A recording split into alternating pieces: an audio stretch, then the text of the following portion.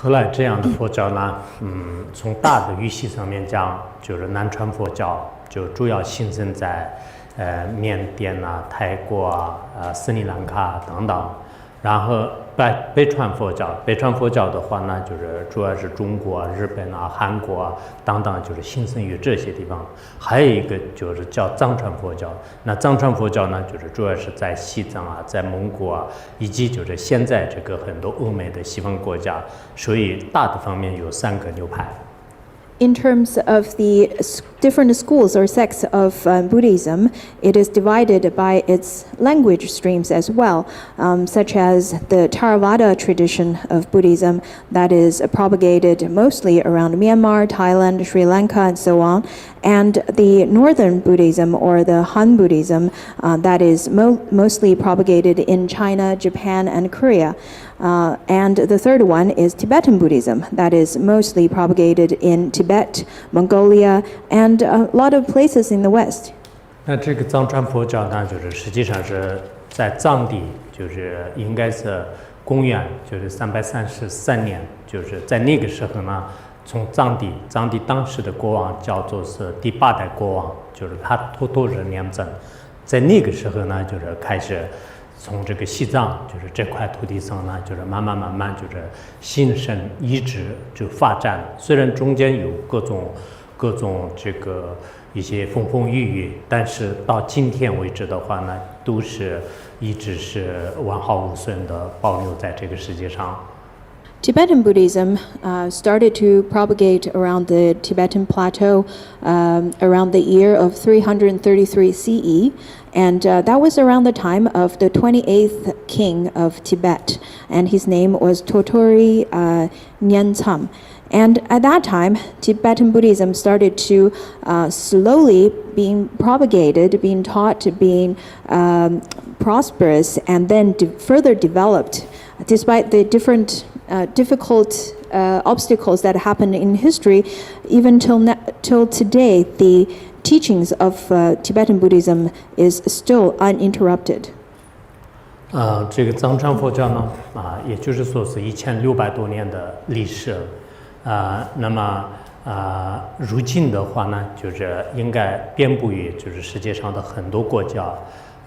我大概是10多年前的时候就看到过一个报道，说是藏传佛教如今遍布于80多个国家，但具体最近就我不是特别清楚，应该是就更加增加了，因为现在刚才教授也讲了，其实学藏传佛教的人呢，不管是在汉地，在西方国家，应该是越来越多。我每一次去任何一个西方国家的时候呢，他们在大学里面问的最多的事情呢，为什么现在那么多年轻人就是学这个藏传佛教，就是最多问题的事情就是遇到的是这个。所以我没有一个具体的统计，但确实是如今藏传佛教也是在很多地方是比较受欢迎也好，大家感兴趣也好，比较特殊的眼光来对待。So till today, Tibetan Buddhism has the history of 1600 years. And nowadays, around the world, there are many countries that has the teachings of Tibetan Buddhism.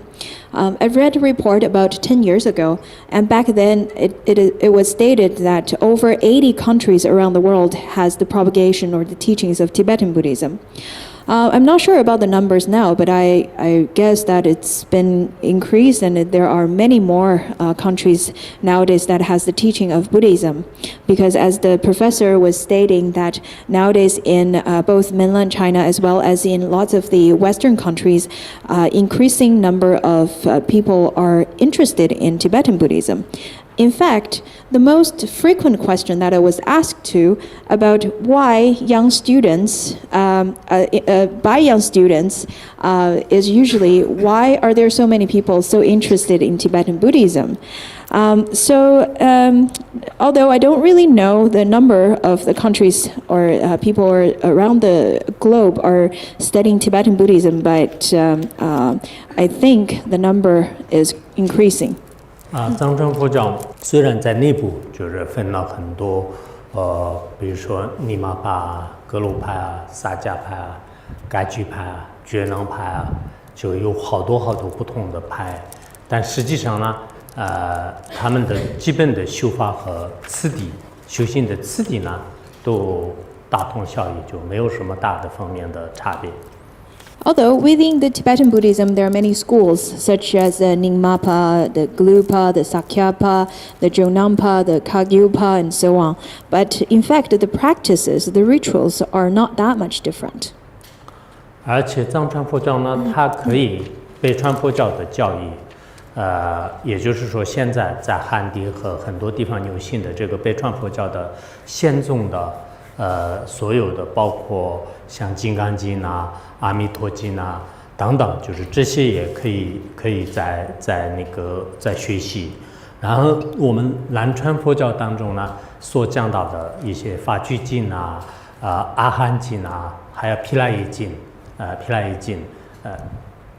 毗赖耶经等等，就是这些经典的话呢，也在学习。所以说呢，我们这个藏传佛教呢，就是实际上是不仅仅是藏传里面的所有的教派的修行呢，就是大体上是一致的。更重要的是，其他的就